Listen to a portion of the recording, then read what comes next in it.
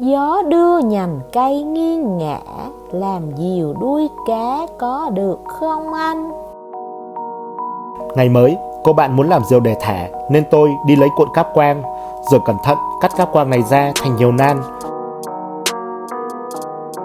Sau đó chọn ra 3 nan cáp quang 1 ly 5 với những kích thước trông như vậy. Và tất cả 3 nan này đều đã được vẽ dấu ở giữa tâm. Bây giờ ta sẽ xếp dấu tâm của nan thứ hai vào tâm ở nan đầu tiên, rồi nhỏ keo 502 giữ chúng được cố định, và tiếp tục xếp dấu tâm của nan thứ ba lên bên trên dấu tâm ở 2 nan trước. Ta cũng sẽ nhỏ keo tạo ra một thanh có dạng hình tam giác.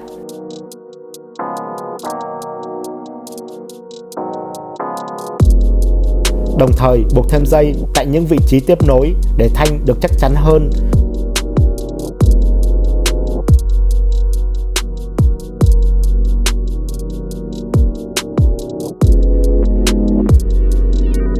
Và đã có được một thanh cánh.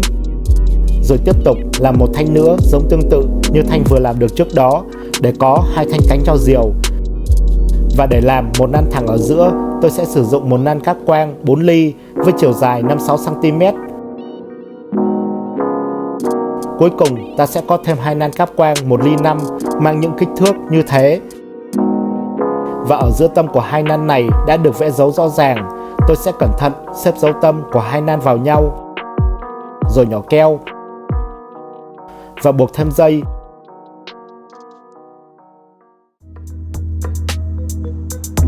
Giúp nó tạo thành một thanh đuôi.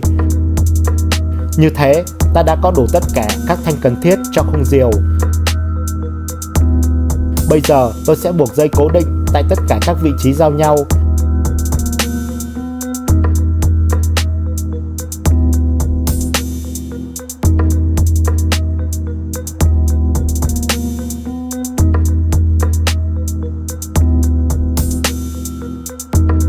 Để điểm giữa tâm của những thanh cánh và thanh đuôi được liên kết vào nan cái với những kích thước như vậy.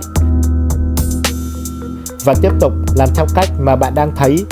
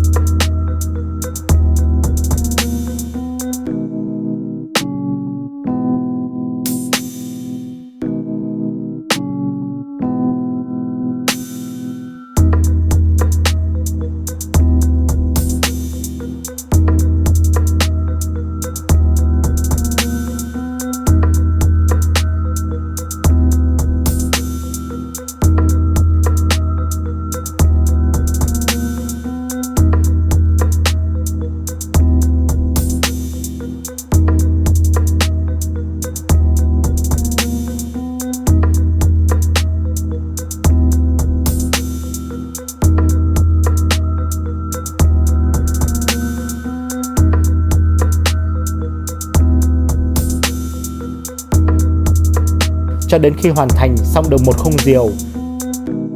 Sau đó may cho khung diều này một miếng vải.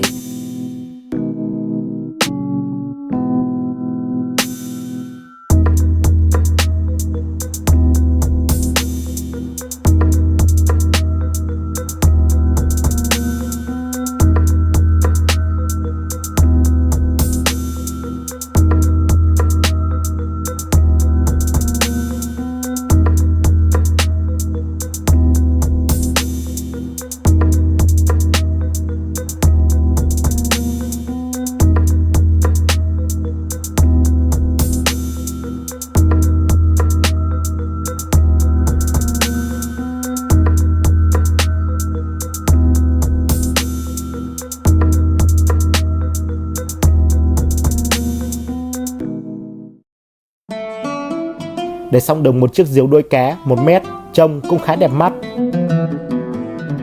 Giờ thì rủ cô bạn cùng đem diều mang đi ra ngoài đồng. Cô ấy sẽ cầm dây, còn tôi thì mang diều đi. Khi đã đến một khoảng cách thích hợp, tôi sẽ tung diều lên, còn cô ấy cầm dây chạy nhanh.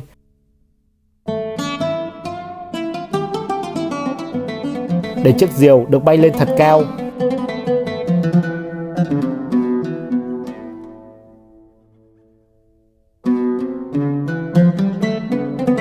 Wow, bay đã lắm anh ơi.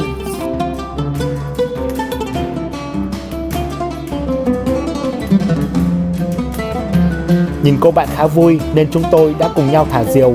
Với một khoảng thời gian rất lâu thì bỗng dưng: Chơi diều này chán rồi, làm diều khác đi anh. Thu diều về đi em.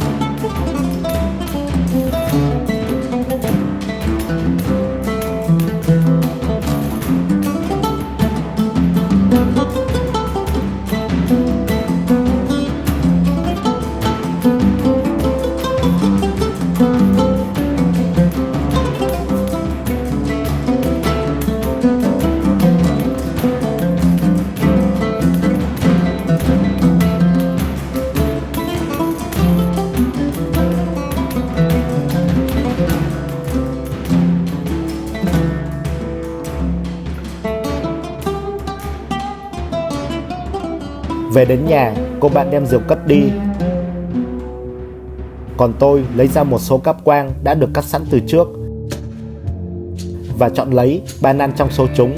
Ở đây 3 nan cáp quang 3 ly sẽ có những kích thước trông như vậy, và tất cả các nan đều đã được vẽ dấu ở giữa tâm.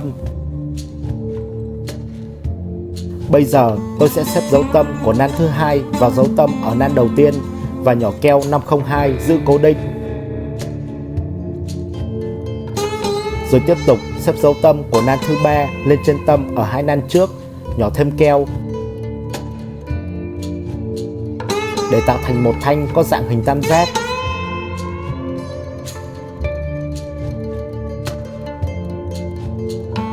Đồng thời buộc thêm dây giúp thanh này được chắc chắn hơn.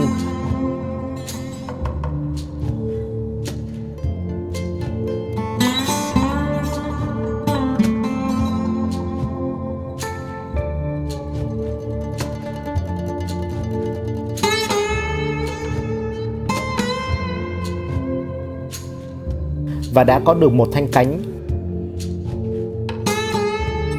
Rồi tiếp tục làm một thanh nữa giống tương tự như thanh vừa làm được để có 2 thanh cánh cho cánh diều mẹ.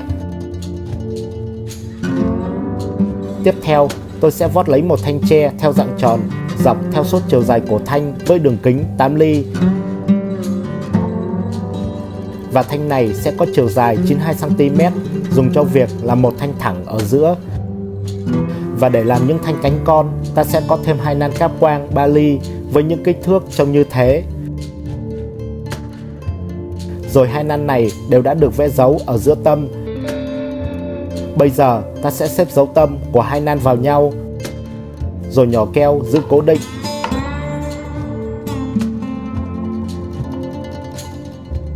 Đồng thời buộc thêm dây.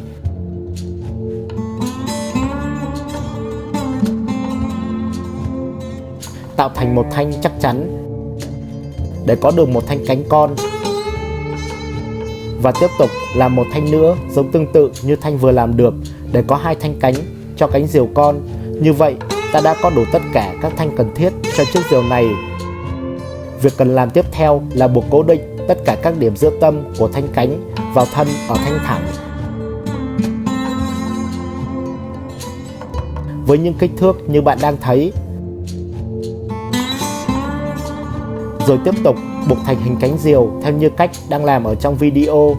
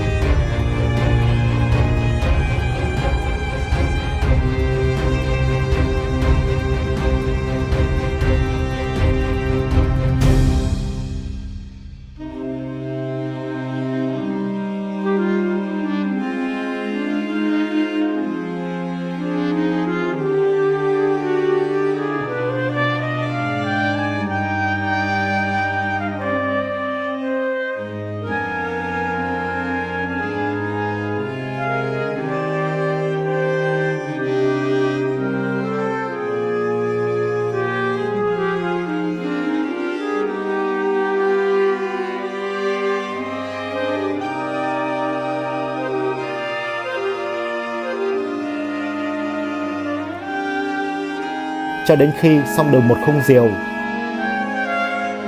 Sau đó cẩn thận may cho khung diều này một chiếc áo.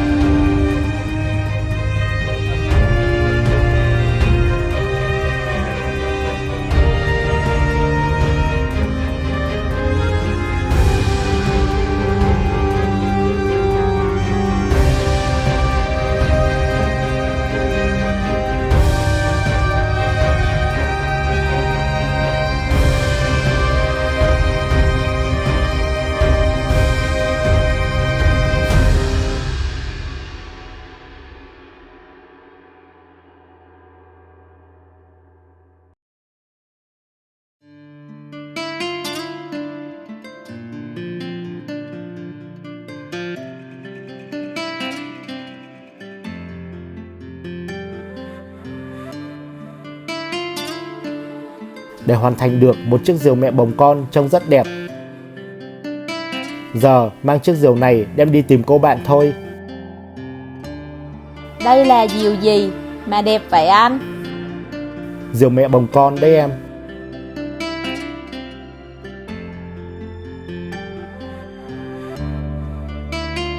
Cũng như lần trước, tôi sẽ cầm diều đi, còn cô bạn thì giữ dây. Khi đã đến một khoảng cách đủ xa, cô ấy sẽ chuẩn bị cho việc kéo dây, còn tôi thì tung diều lên và cô ấy sẽ bắt đầu chạy để chiếc diều được bay lên.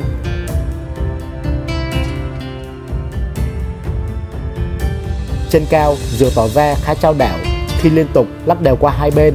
Có thể là do nhẹ phần đầu nên diều không thể đứng yên một chỗ. Chúng tôi sẽ cho diều xuống, rồi gắn vào phía trên đầu diều một viên đá.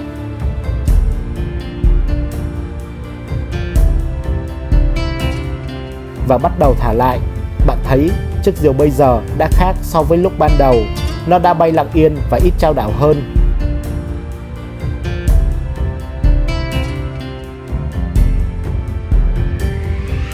Diều đẹp quá anh ơi.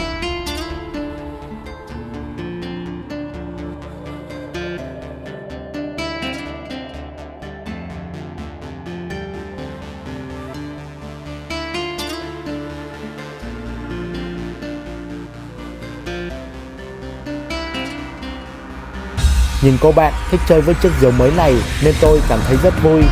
Và cứ thế, bên cánh đồng chiều, chúng tôi cùng nhau thả diều cho đến khi mặt trời dần xuống thấp. Thì cô ấy mới chịu kéo diều xuống.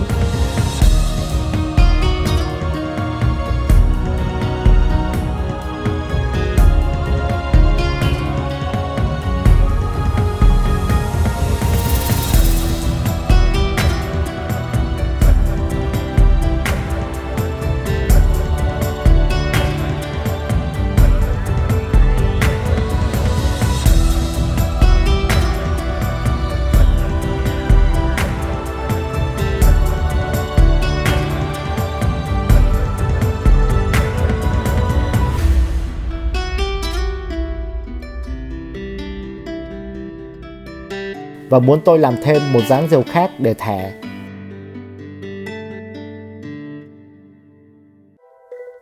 Sáng hôm sau, khi mặt trời còn chưa lên cao, tôi đã lấy cáp quang đem ra trước sân nhà, rồi cẩn thận cắt thành nhiều nan. Sau đó, mang tất cả các nan có được đem đi vô trong nhà và chọn lấy 4 nan cáp quang 1 ly 2 với những kích thước như bạn đang thấy. Và tất cả 4 nan này đều đã được vẽ dấu ở giữa tâm. Bây giờ tôi sẽ xếp dấu tâm của nan số 2 vào dấu tâm ở nan đầu tiên, nhỏ keo 502 để giữ cố định.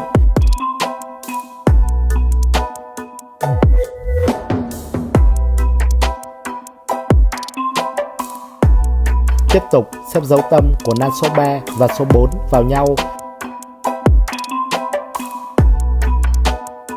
Rồi xếp chồng dấu tâm của hai nan này lên trên dấu tâm ở hai nan trước. Ta cũng sẽ nhỏ keo để tạo ra một thanh có hình dạng như bạn đang thấy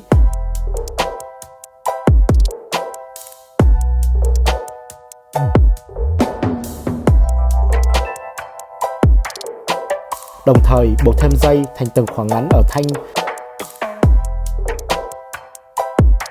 giúp thanh này được chắc chắn hơn.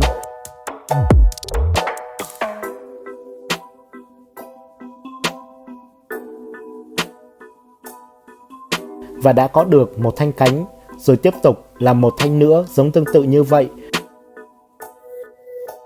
Để có được hai thanh cánh cho diều, tiếp đến tôi sẽ có ở đây một nan cáp quang 3 ly với chiều dài 45cm, được dùng làm một thanh thẳng ở giữa. Với phần đuôi, ta sẽ có thêm hai nan cáp quang 1 ly 2 với chiều dài 68cm. Rồi từ một đầu của hai nan này, tôi sẽ đo vào 7cm và đo tiếp từ dấu vừa vẽ vào tiếp 53cm. Sau đó lấy một nan ra, ta sẽ xếp hai dấu đã vẽ được ở nan vào nhau, rồi buộc lại.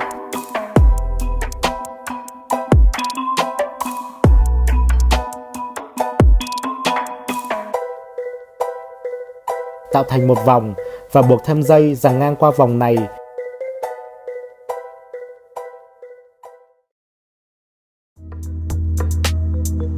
Để ra được một hình như ý muốn, và lấy nan tiếp theo làm tương tự giống như thế để có được hai vòng với kích cỡ tương đương nhau. Rồi từ đoạn 7cm bên ngoài của hai vòng, ta sẽ xếp cho chúng được thẳng song song với nhau, nhỏ keo giữ cố định và buộc thêm dây giúp nó thật chắc chắn.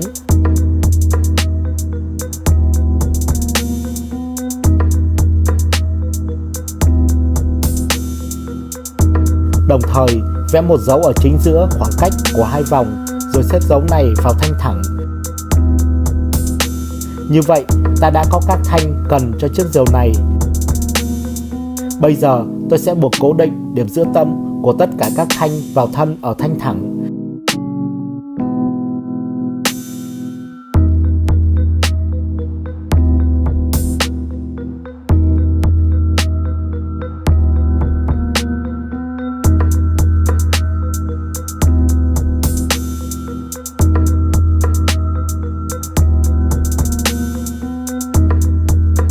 Với những kích thước trông như thế,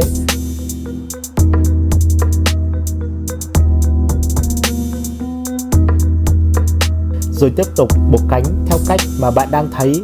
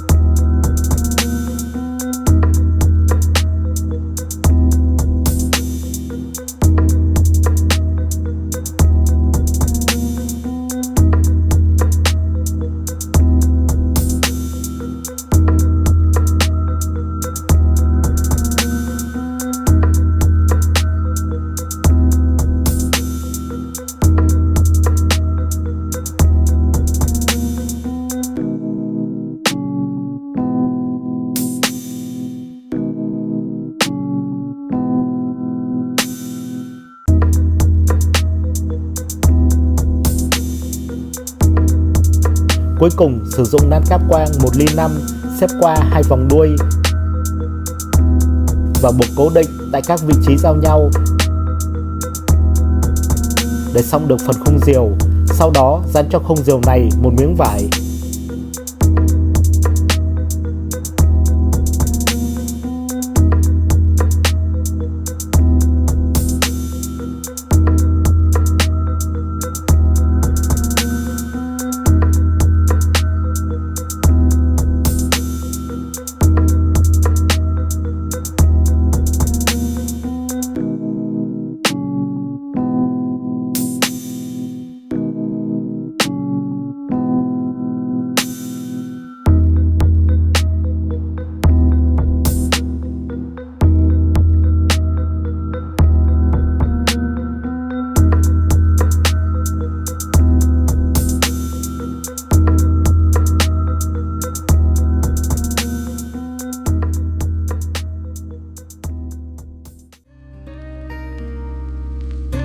để hoàn thành được một chiếc diều song vân trông khá đẹp mắt, rồi rủ cô bạn cùng nhau đem diều đi. Ra tới ngoài đồng, tôi tìm lấy một viên đá và gắn vào phía trên đầu diều. Sau đó, cô bạn sẽ cầm dây, còn tôi mang diều đi. Đợi một cơn gió đều thổi qua, tôi sẽ tung diều lên để cho cô bạn chạy thật nhanh.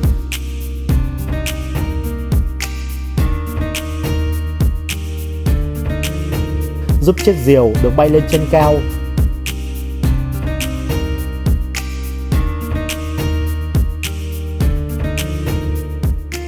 Ngoài đồng, gió vẫn đang nhẹ nhẹ đong đưa, nhìn cô bạn đang vui vẻ thả chiếc diều mới bay ở tít trên cao trong một ngày mát mẻ ở bên cánh đồng chiều cũng rất thú vị.